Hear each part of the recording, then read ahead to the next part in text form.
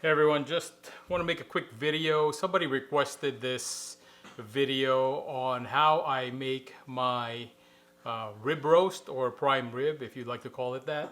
So today I'm going to be preparing an 8-pound, almost 8.5-pound rib roast. It's right here.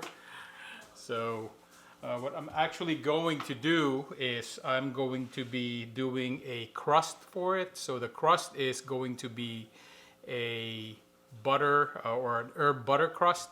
So that's what I'm preparing right now. So here we go.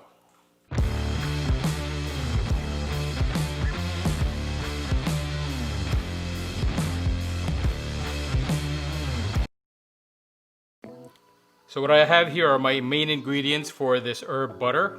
As you can see, I have a stick of butter. I'm not going to make that much, so a stick of butter will do for the 8 pounds. Actually, I could use more, but yeah, I'll keep it to a stick of butter. What I have here as well, as you can see in here, is some roasted garlic. So I pre-roasted the garlic earlier. It doesn't really, it's not really that hard to roast garlic, but it gives it a really good flavor. Why would you roast garlic? You would roast garlic because it takes out the bite of the garlic. You don't really want that in a garlic herb butter. What you want is the essence of the garlic, but not that that garlicky bite, that that stink in the mouth, for lack of a better term. It just brings out a whole nother flavor, kind of makes it a little bit milder. And it's good in the herb butter. What I also have are some fresh herbs like thyme, and I also have some rosemary. I'm keeping it simple, that's why I only have these two herbs here. It's totally up to you if you guys want to use other herbs like parsley. You can use sage if you want, and do your own combination. But for me, I want to keep it simple. So here we go. I got what I needed from my rosemary and my thyme, and I'm just gonna give this a fine chop. So once you've got your herbs chopped, you can go ahead and incorporate it into your butter. The butter that I have here is pre-softened.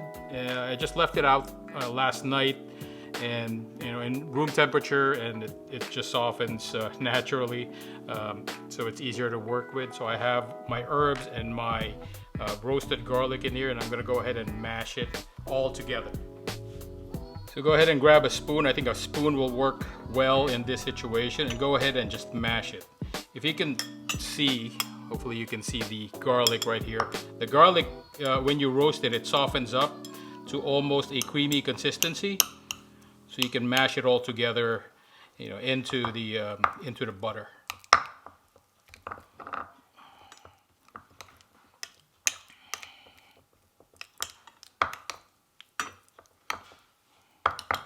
So there it is. There's my herb butter. All right, fairly easy to make. Ooh.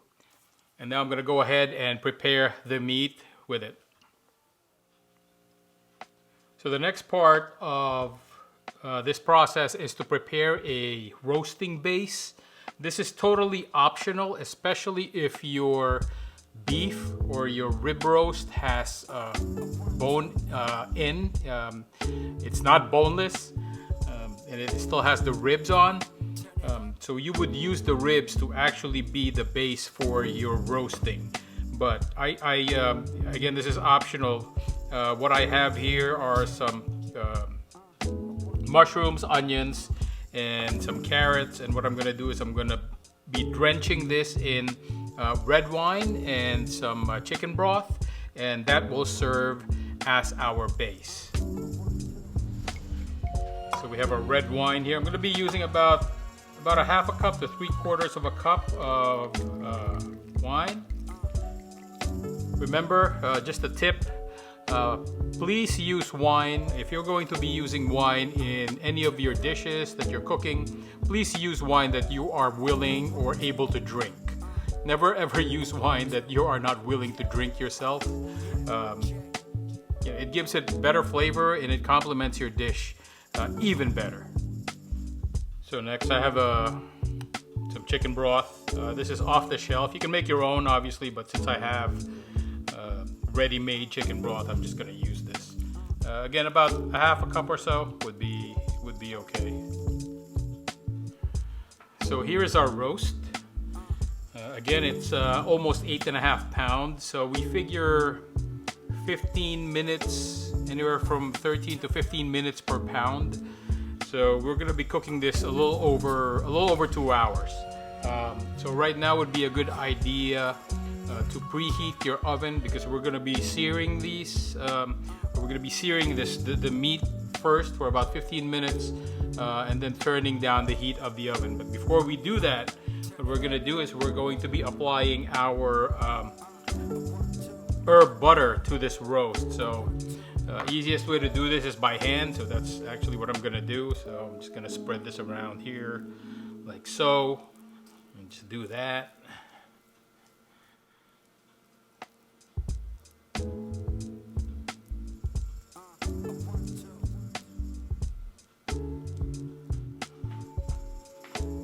I think we're good. I think we're good and we're ready for the oven. One thing to remember about cooking something like this, a roast, is that you want the meat at room temperature. I've been thawing this meat since yesterday, and I haven't put it back in the refrigerator since. So if it's frozen, if you buy frozen meat, make sure it's, before you do all this, make sure it's at room temperature. The reason for that is it'll be better for the meat as far as evenly cooking the meat, because if you have cold spots within the meat itself, some parts may be rare, some parts may be well done, that sort of thing. You get the idea, but make sure it's at room temperature. Here we go, guys.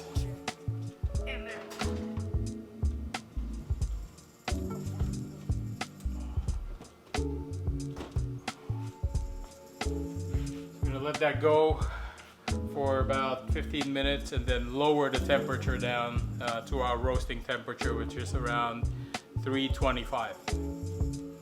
So the roast is in there. I've dropped the temperature down to 325, and our roast is right there looking good. So we're gonna let that go for about 2 hours, a little over 2 hours, and we'll check the inside, the internal temp later when we get back. So we'll see you guys in a little bit. You want to say something? I don't want to say anything. Okay. Just checking the meat, that's all. There it is, what I'm talking about. We're getting there, guys, we're getting there. So we're looking for a temperature of about 140, 142, somewhere around there. So, let's check it, see how we're doing. It's the middle temperature, it's 100 right now, so we got a ways to go. And we're going for medium rare, so what I'm going to do right now is use up the butter. Just baste it up. Don't want to waste that.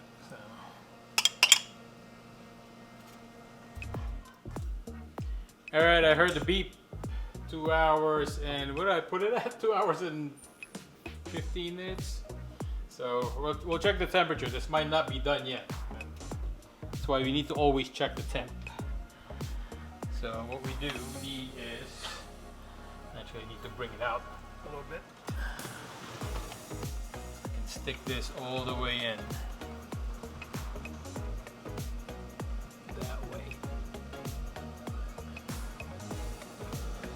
Yeah, pretty thick meat. It's rare right now. It's a little over 120, almost 130. A little bit more to go, actually. So I'm gonna go set it for another 20 minutes, and we'll check again. We hit the temperature, guys. I just checked, so I think we're good. That extra 20 minutes did the job, and there it is, right? Look at that.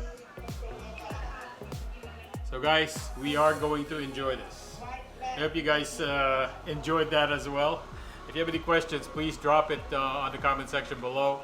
try to get to it as soon as I can, but I will definitely enjoy this.